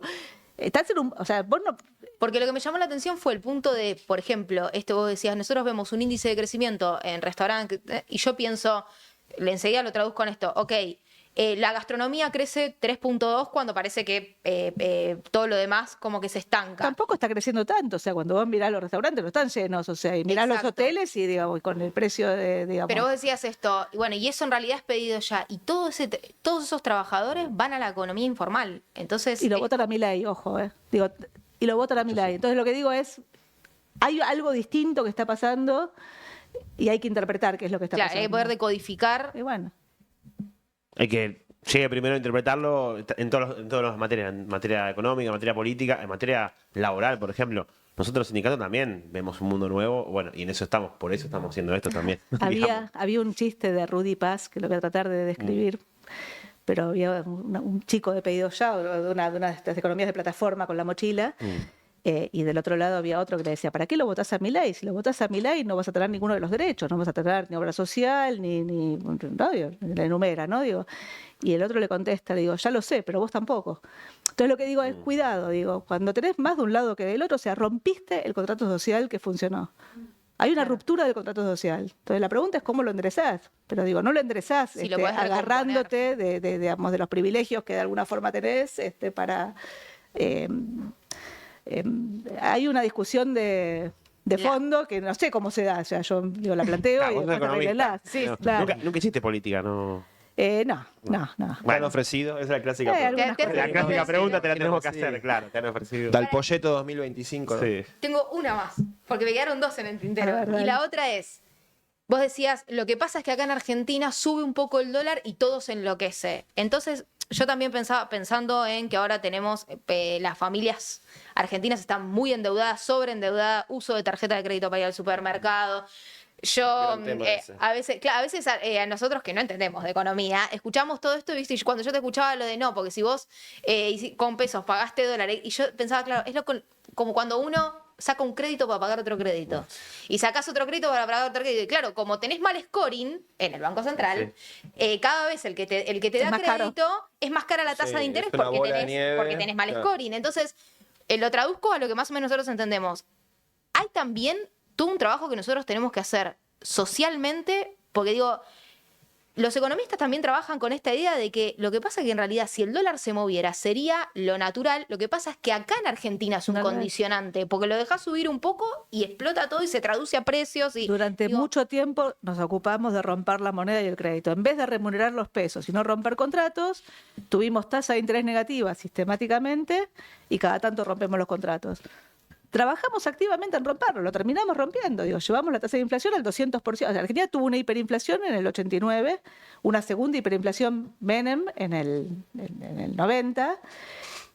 Perdón, sí, en el 89 al principio, después antes del Plan Bonex, los primeros meses del Plan Bonex, los primeros meses del 90. Venía de 15 años de altísima inflación. Habíamos estabilizado la inflación durante la convertibilidad, de nuevo, para sostener la política, usó una ancla rígida, como fue el tipo de cambio, que terminó convirtiéndose en un lastre y terminaste en la crisis del 2001. Lo que digo es, tuviste estabilidad de precios y la rompiste y recreaste la inflación. Trabajamos activamente en recrear la inflación. En el año 2003, después de la crisis del corralito, el default y lo demás, la tasa de inflación bajó al 3,6%.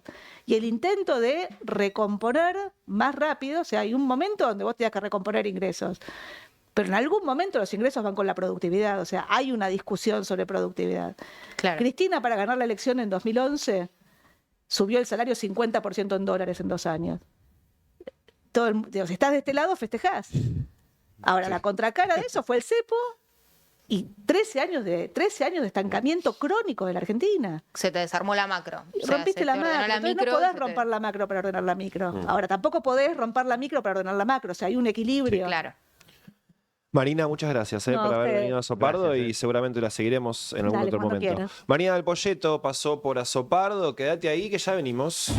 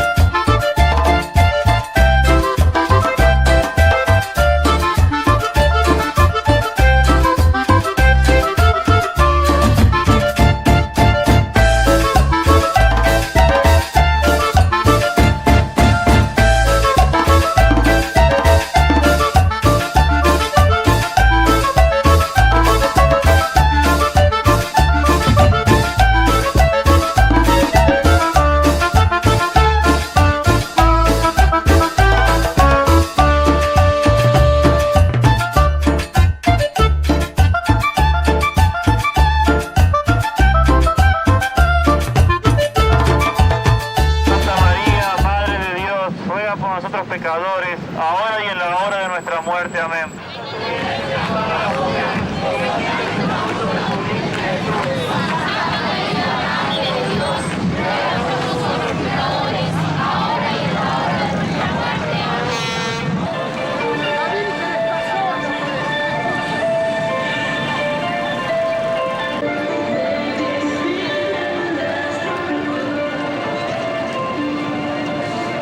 Perdona nuestras ofensas, como también nosotros perdonamos a los que nos ofenden. Y no nos dejes caer en la tentación, y líbranos del mal. Amén. Porque ante la ley todos tenemos derecho a ser iguales y reconocidos como tal, sencillamente por eso. Mira, no sé los demás, yo hace rato que vivo con mi pareja y realmente quiero los derechos, los mismos derechos que todo el mundo. Nada más, lo que es justo para nosotros, lo que nos pertenece, va, nada más. A favor de la igualdad, por supuesto, porque tienen los mismos derechos, porque Tanto los heterosexuales como los gays y lesbianas pueden criar hijos. No hay diferencia. De repetirse esta votación 32-30, en instantes más, el matrimonio gay debiera ser ley en Argentina. En este momento se está votando por sí al matrimonio gay o por no al matrimonio gay. 36 votos a favor, 27...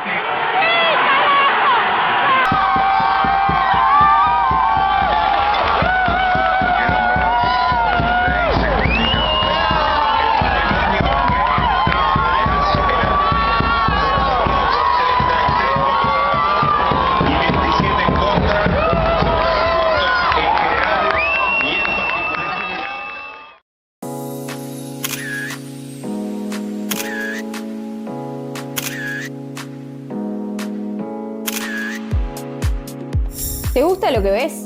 Entonces, banca este canal. Suscríbete y activa la campanita para no perderte de nada. Dale like y compartí con otros. Y mirá que no es el corazoncito, es el pulgar para arriba. Hacé correr la voz del movimiento obrero organizado. ¿Querés que hablemos de algo en particular? Escribinos a este mail. En todas nuestras redes, seguí a Sopardo Stream. Sí, no, salí, tomate.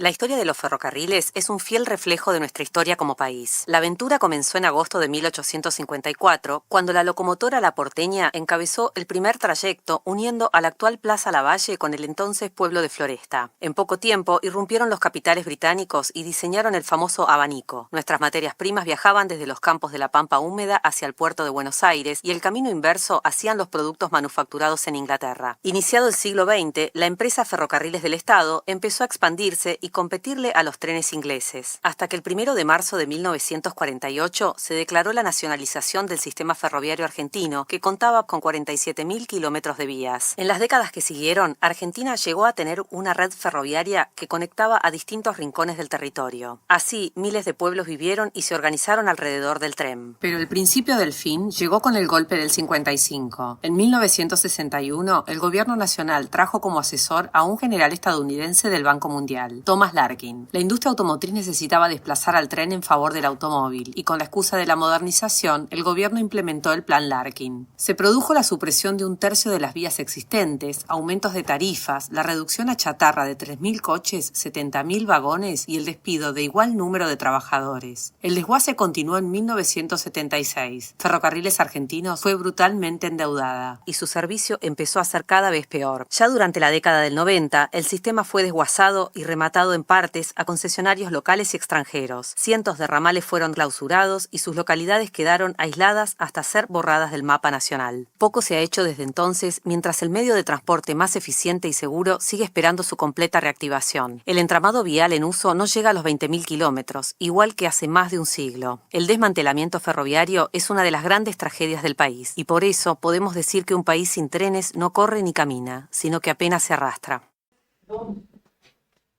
Muy bien, continuamos en el aire de Azopardo. Momento ahora de nuestro segmento, ya uno de los clásicos también de este programa, que se llama Made in Argentina, zarpado en argentino, como decía el Malafama. Fanático del Diego, fan club de nuestro vino. Del vino. ¿Lo podemos traer un día a Malafama? ¿Ya lo dije eso? Sí. Lo podemos traer al Malafama, ¿no? Estamos trabajando en ello. Bien. Se puede copar. Sí. En la fiesta de aniversario del Cipreva tocó el Malafama. Es una persona que suele estar en movidas sindicales, políticas, así que bueno, lo podemos traer. Podemos pensar en una fiesta también de Azopardo, pero... Sí, ¿por qué no? Bueno, segmento Made in Argentina ahora con los compañeros Ariel Duarte y Alejandro Vila de Repliegue, colectivo, organización, espacio político, comunicacional. ¿Cómo lo definirían? Bienvenidos, gracias por estar acá. ¿Cómo andan? ¿Cómo andan? ¿Todo bien? Bien. Bueno, saludos a todos los que estén mirando en este momento, a ustedes, a los que están detrás ahí trabajando. Muchas gracias por la invitación y sí, somos una organización que trabajamos por la soberanía nacional y los derechos sociales. Bien, organización que trabaja en las redes, en términos comunicacionales, pero también concretamente en el territorio, ¿no? Sí, editorial y en el territorio, exactamente. Sí, en cuanto a territorio se hace una olla popular todos los viernes, a eso a las 6, 7 de la tarde, en la zona de Plaza Congreso. Así que también quien quiera sumarse sabe que todos los viernes, religiosamente, llueva, truene, estamos ahí. Muy bien. Bueno, hoy nos vinieron a hablar puntualmente del ferrocarril argentino, de los ferrocarriles. Por supuesto. La verdad que el video que se mostró recién es un poco un reflejo, una síntesis de, por un lado, una tragedia nacional, que fue haber perdido decenas de miles de kilómetros de vía, un país que hacía de todo y que estaba muy conectado. Y por otro lado, una esperanza, porque también en cuanto vemos lo que es la historia del ferrocarril y lo que es el sonar de la nota del argentino en materia industrial, ya escarbás un poquito y te das cuenta que, estamos para reconstruirnos en 2 minutos y no solamente hacer trenes por toda la Argentina, sino también en el continente. ¿Cómo es eso? A ver, Eso es doble acepción, porque por un lado, Argentina, como dijo Ari, es una gran tragedia su destrucción ferroviaria, porque por un lado, a diferencia de un montón de países que nos rodean, que por ahí no tienen un sistema ferroviario sólido, ni nunca lo tuvieron, Argentina sí lo tuvo y lo destruyó. O sea, no es que nunca lo tuvo. Encima, eso es una gran tragedia, pero a la vez, como decía él, queda esa experiencia, ese conocimiento, esa transmisión por parte de los trabajadores y de las empresas y del mismo Estado que durante mucho tiempo sostuvo una red ferroviaria amplísima que conectaba el territorio y que a la vez le daba un sentido logístico sólido y serio a la producción argentina, que llevaba materia prima, fábrica, puertos, o sea, unía lo que tenía que unir, digamos, para tener un país. ¿Y por qué dicen estábamos para reconstruirnos en 2 minutos? Estamos para ahí no sé. Sí. Por un lado, porque tenemos los 2 ingredientes que cualquier potencia necesita para poder tener sus bases materiales, su industria. Tenemos energía y tenemos alimentos. Por otro lado, porque hay una experiencia en cuanto al pueblo argentino en materia industrial, técnico, científico, tecnológica, que muchos pueblos hermanos lo están construyendo o lo estuvieron construyendo recién en las últimas décadas. Y por otro lado, porque hay una tradición que simplemente tenemos que transmitir y tenemos que concientizar y tratar de entre todos poder despertar adentro nuestro esta idea de, podemos transformar la Argentina. Y me parece que ahí es el trabajo que nosotros llevamos adelante como editorial en la concientización de estos temas. Que creo que es algo, nosotros no inventamos la pólvora, simplemente estamos recogiendo una espada que han dejado en el camino y llevándola. Por eso un poco también nosotros estamos presentando este año una nueva historieta que acá, por suerte, un poquito a cámara. Bueno, es una historieta que ya presentamos. Por suerte está el guionista acá presente. Ya presentamos. No, está hermosa. 2 veces en el Teatro Empire de los Compañeros de la Fraternidad, que nos prestaron el espacio. La verdad que estuvo muy bueno. Vino mucha gente. Acá la pasamos. La ojeo mientras. A todo color, coleccionable, con guiones, y gráfica, con todo lo que tiene que tener como para 30.000 kilómetros de vías. Sí, y otra presentación hicimos en Tolosa, ahí en el Partido de La Plata, hace menos de hace 2 semanas. Y la verdad que estuvieron muy bien las 2. En ambas estuvo, Horacio Caminos, frente también de la Fraternidad, que, le dio más contenido. Nosotros explicamos un poco lo que es el formato y Horacio se puso con lo que es la historia propia del contenido de los trenes, por haber estado ahí toda la vida, ¿no? Buen contexto la serie de Menem para hablar de trenes y la destrucción del modelo ferroviario, ¿no? Ya traigo a colación. Sí, tremendo. Totalmente. Si hubo persona que el presidente destruyó, fue él, ¿no? Sí, por supuesto. Sí. Es un plan continuado que vemos que en las investigaciones que hicimos empezó ya en la década del 50, en el 55, con el propio golpe de contra Perón, que ya empezaron a empezar a cerrar ramales, a cerrar fábricas. Aún así, por un tiempo, hubo un modelo industrial que se pudo sostener, había trabajadores, había empresas, había un Estado que más o menos funcionaba. El 76 fue otro golpe tremendo, porque ahí el camino del endeudamiento externo, ellos se propusieron algo muy básico, que fue desindustrializar la Argentina, y complejo a la vez. Y para eso sobreendeudaron al país. Sobreendeudaron al país con capitales que venían de otros lugares a hacer rentas en corto plazo. Un poco lo que acabamos de charlar con la economía. Sí. Eran capitales que sobraban, y el camino elegido fue endeudar o sobreendeudar a empresas públicas. O sea, YPF le hicieron, por ejemplo, tomar como 400 préstamos de los cuales no veía un solo dólar, y después la deuda, por supuesto, le quedaba a la empresa, y eso allanó el camino a que en los 80 funcionaran mal, porque la realidad es que funcionaban mal. Destruirla, abaratarla y venderla. Y exactamente, o sea, es como una profecía autocumplida, ¿no? O sea, la definancio, la hago funcionar mal y tengo el argumento y el contexto, digamos, social que me da a que eso tiene que manejarse por concesionarios privados. Bueno, la verdad que acá no hay ningún negocio. Los trenes en Argentina no son un negocio.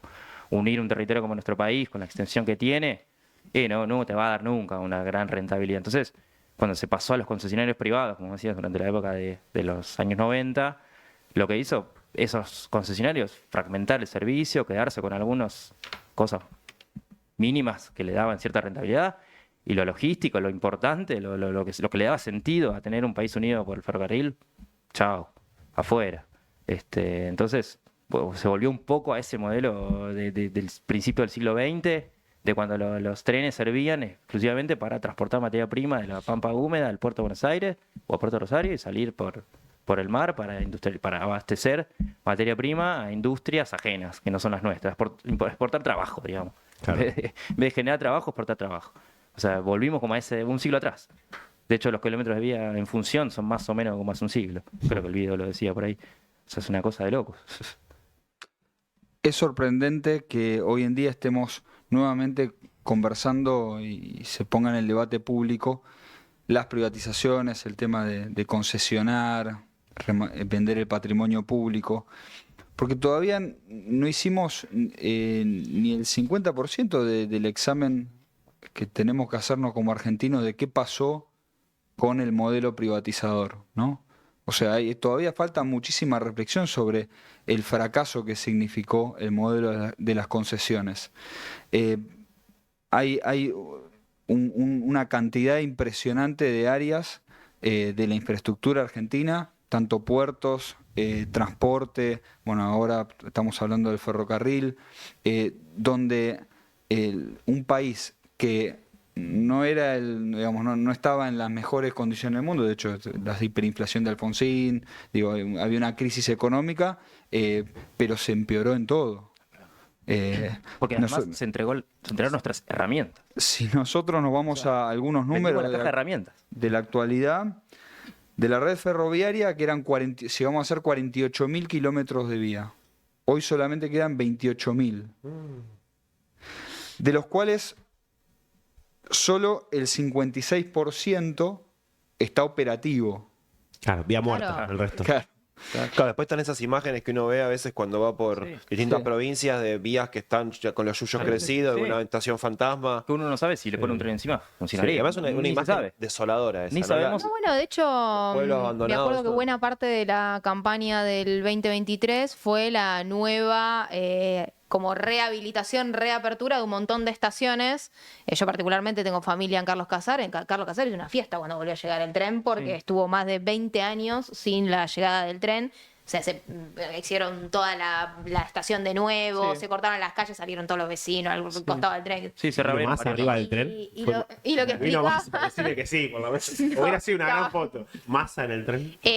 Lo que explicaba en ese momento, creo que era Hugo de Pedro, lo que explicaba en ese momento es que se dieron cuenta, con ese tramo, que es el tramo Casares-Peguajó, se dieron cuenta que tuvieron que hacer muy poco porque la vía, ese tramo de vía, era prácticamente nuevo. Claro. O sea, y al haber estado en desuso, dice, lo que tuvimos que hacer fue un trabajo grande de mantenimiento, pero tuvimos que trazar vía nueva, o sea, o traer nuevos rieles. Lo que hicimos fue conectar, usamos casi creo que dijo en ese momento el 70% de lo que ya estaba, de lo que había. Sí. Después tenés otros problemas. Por ejemplo, en Mercedes, por donde pasaba el tren, está edificada una escuela. Claro. O sea, ya ahí no va a volver a pasar. Ahí no se vuelve. Pero además, el territorio argentino es muy generoso, muchachos. O sea, es hay lugar para todo. Se empieza a elevar como 800 kilómetros, después tenemos la cordillera al 1000 y pico de kilómetros. Digo, no, si miramos la geografía de los países que nos rodean, y selva, montaña, quilombo, nosotros. Otro de los fracasos de este modelo, nosotros históricamente estábamos en los rangos internacionales de transportar el 20% del volumen de toneladas de mercadería, 20-30, en tren. Actualmente solo el 4,5%. El 92% es vía terrestre. Esto encarece todo.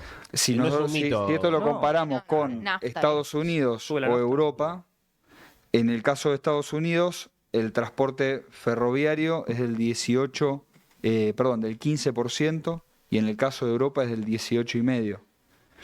Y ni que hablar si no, digamos, nos vamos de tipo de transporte, pero está integrado, y ahora vamos a hablar un poco de eso, en el caso acuático, que sería fluvial o marítimo.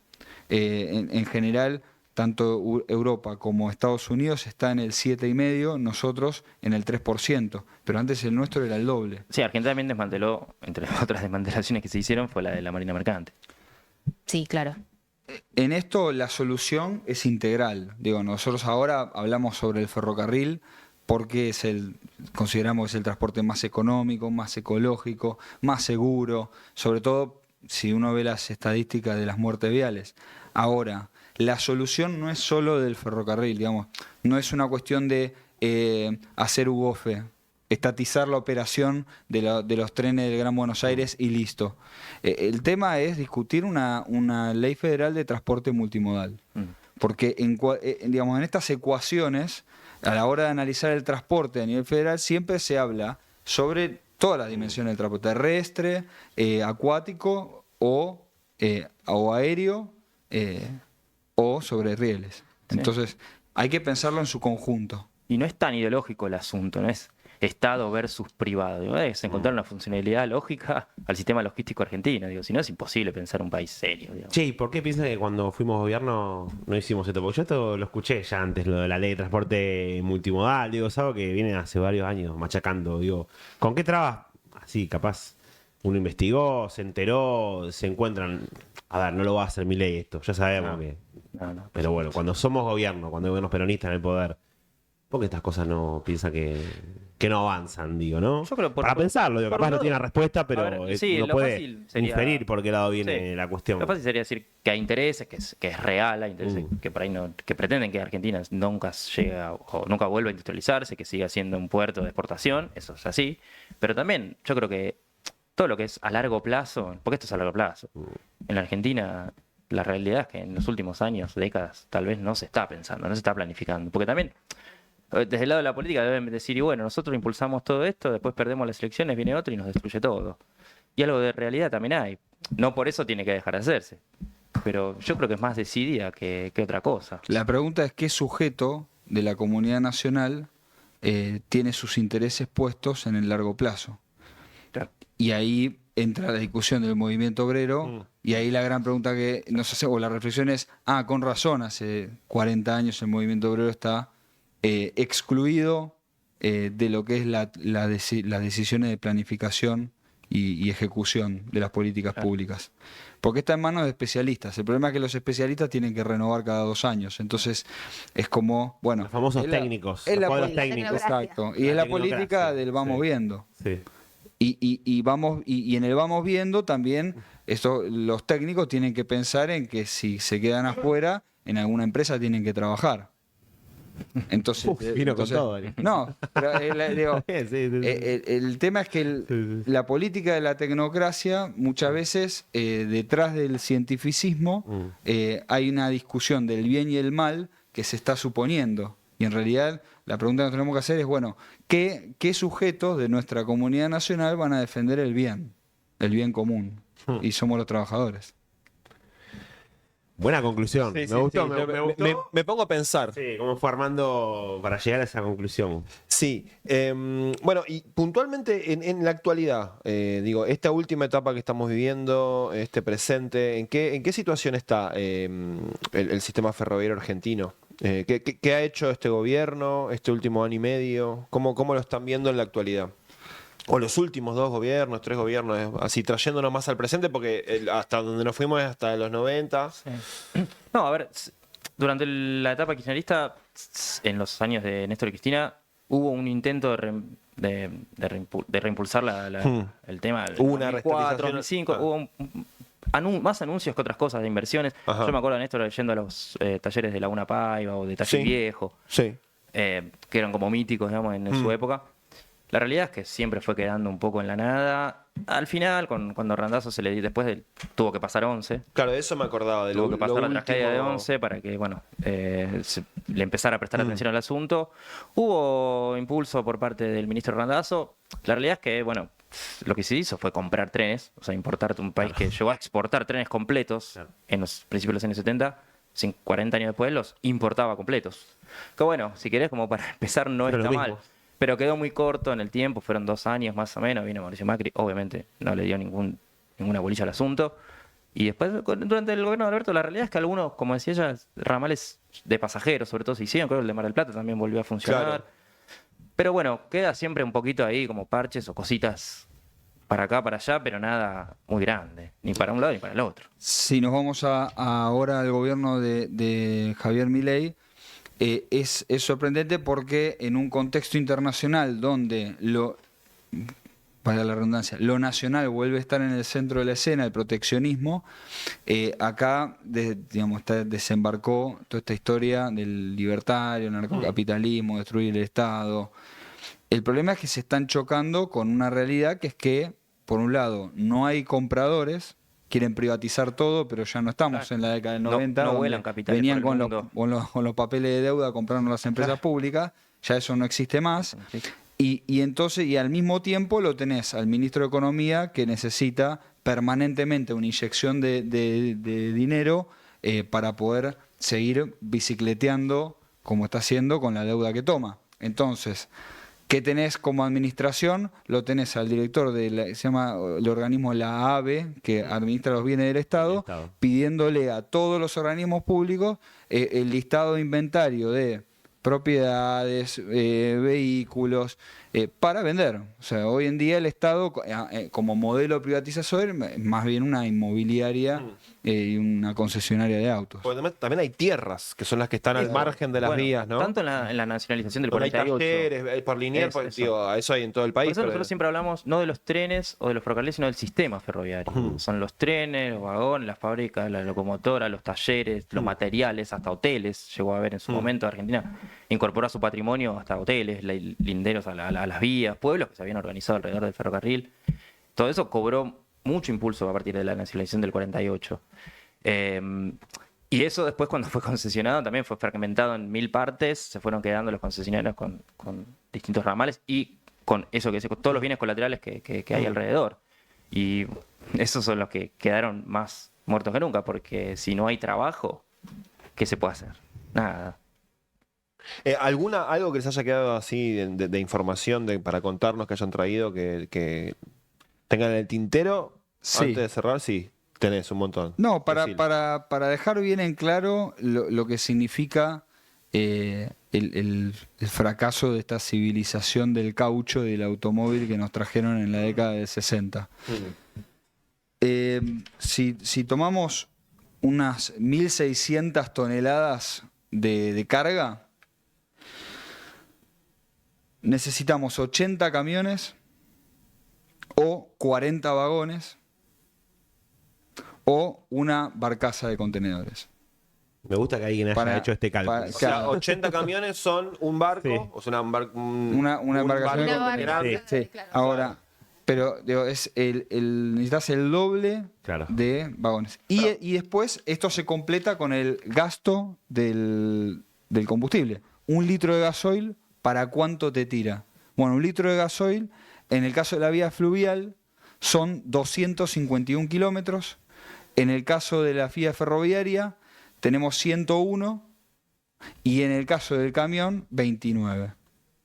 29 kilómetros, y bueno. Clarita la cuenta. Sí, eso que decía Ari, sobre todo la década del 60, nos olvidamos mencionar lo que fue el plan Larkin, del año 61, que fue otro plan de desguace, impulsado por el Banco Mundial, con un general estadounidense que vino a lo que decía de la industria automotriz, del caucho y demás, a impulsar el auto como método de transporte en detrimento del ferrocarril. Ya ahí se suprimió una cantidad enorme de vías, ya ahí se cerraron ramal, ya ahí empezó, digamos, un poco a... Lo que yo les voy a proponer una huelga histórica. Es un desafío, porque vos cuando arrancaste, Ari, primero dijiste lo del fracaso, pero después dijiste la esperanza. Entonces, para cerrar, digamos, ¿qué es lo esperanzador de la red? Dame una buena. Cerremos arriba, claro. Cerremos arriba para que no sea todo. No, pero igual la esperanza está en el hecho de que con muy poco ya lo levantás. O sea, pues está toda la infraestructura ahí. Sí. Como levantaron Carlos Casares con Guado de Pedro llegando adelante de la locomotora, podemos levantar todas las demás. Sí, Bueno, las capacidades humanas. Sí, dos esperanzas No, más. pero sobre todo, claro. Puntuales. Hay 2 esperanzas más. 2 más esperanzas más puntuales. Una va a ser autorreferencial de repliegue. Ya está escrita la historia para que cualquier compatriota vea qué pasó con los ferrocarriles desde la prehistoria hasta la actualidad. Y la segunda, pensando un poco también en el espectro de la invitada economista estrella anterior, si nos vamos a, bueno, somos una comunidad nacional, además de trabajadores, también hay empresarios. Hace poco se hizo una encuesta, estas encuestas que les gusta hacerse a los empresarios. Arlog hizo una encuesta sobre 500 empresarios. Bien. En esta encuesta la pregunta que les hizo es, ¿cuál es la asignatura pendiente que tiene la Argentina? Bueno, la que salió en primer lugar es la infraestructura. En logística, transporte. Tenemos un acuerdo, entonces. con el mundo 81, empresario. sí, en el 81% de los casos. Acordamos. O sea, acá hay posibilidad de llevar adelante una política de Estado. Sí, importante que se haga también con trabajo argentino, ¿no? Todo lo que se haga en la Tal cual. firmación, claro. Firmamos. Porque te traen una empresa, así que te Pasa traen que todo- si hay que... No, bueno, robots que te- si hay que postularse dentro de 2 años, es más fácil traer un ferrocarril de China y sacarse una foto. Excelente. Claro. Bien, compañeros de repliegue, Ariel, Alejandro, muchas gracias por haber venido a Sopardo. Sabemos también que nos van a ir enviando piezas audiovisuales que vamos a ver en distintos cortes de la programación. Y bueno, están invitados, por supuesto, a volver a venir, a traernos otro tema vinculado al ámbito de la soberanía, que es uno de los temas también que nos convocan acá en Muchísimas en gracias Azopardo. a todos y a todas. Gracias a ustedes. Bien, nosotros nos estamos despidiendo, pero antes de eso queremos contar sobre el estreno de Agregados Obreros, la diplomacia del pueblo, documental que se está exhibiendo en estos momentos, una película de Marcelo Rest, que bueno, que explora la historia de lo que fue la experiencia de los agregados diplomáticos, representantes de los trabajadores y las trabajadoras durante el primer peronismo, lo cual lo decimos ahora y parece como algo re loco, pero había en las embajadas argentinas a lo largo y el ancho de todo el mundo, había representantes de la CGT y Para mí, un proyecto extraordinario, quizás de los más extraordinarios del peronismo, que era esta idea de enviar un agregado obrero, que era un trabajador, un obrero, que iba en representación de la República Argentina a las embajadas, o sea, junto con el cuerpo diplomático, para poder generar enlaces con industrias en otros lugares del mundo. También, por supuesto, había todo, mira, los compañeros de la Cancillería del Ministerio de Relaciones Exteriores, que se ocupan de estos temas, cuentan historias. Tuvimos un agregado obrero que era de compañero del sindicato de panaderos que justo está en Rusia, bueno, en la ex Unión Soviética, y le tocan parte de la ruptura y lo tienen que esconder en un baúl. Hay historias. Todo eso llegaba porque ellos tenían como tarea todas las semanas enviar un informe cerrado que llegaba a la Cancillería Argentina y del que solo, por supuesto, en épocas de Perón, solamente lo leía en general. Nadie más. O sea, ese agregado obrero, ese trabajador que había ido en representación de los trabajadores, en representación del pueblo trabajador, escribía para que solo lo lea él. O sea, era una cosa extraordinaria, a mí me parece, de los proyectos. Así que va a estar, se estrena hoy en el Cine Gumón. Bien, por una semana. Tenemos entendido que por ahora es una semana. Yo creo que si vamos y llenamos un poquito la sala, quizás. Sí, hay que hacerle promoción y hay que llenar, sí. Sí, y rescatar la figura. Nadie sabe qué hora es. Y mira, yo acá no tengo. 20:30. Bien, 20:30 en el Gomón. Salimos de acá y vamos para allá. Ahí en Rivadavia. Y también rescatar la figura de Juan Atilio Bramuglia, que era el ministro de Relaciones Exteriores de Perón en ese entonces. Bueno, también una historia Hombre que de, no me acuerdo, sindicato, no sé si de la Unión Ferroviaria. No, bueno, no lo sé. Después investigamos. Si lo dije mal, la semana que viene lo decimos bien. Vamos a ir a ver la película y después seguro con toda esa info. Comercio, dice ahí. De comercio. Sari. Bien. Bueno, corramos porque si no, no llegamos. Ya está por arrancar. Muy bien. Esto ha sido todo, el programa del día de hoy de Azopardo. Muchas gracias a todos ustedes por haber estado del otro lado. Gracias, Coti. Vamos, Coti, ahí el debut en el piso. Gracias, Mati. Yo soy Juan Gentile. Nos vamos a volver a encontrar la semana que viene. Perdón. Redes. No se olviden de seguirnos. Ahí está, lo estamos viendo en el Zócalo en este momento. @azopardo_streams en Instagram. Porque en YouTube es @azopardo, el canal nuevo. Porque hemos sido atacados por sectores del poder de este país. Exacto. Que no quieren que estemos al aire, pero sin embargo, acá estamos. Censurados. Muy bien, nos volvemos a encontrar la semana que viene. Adiós.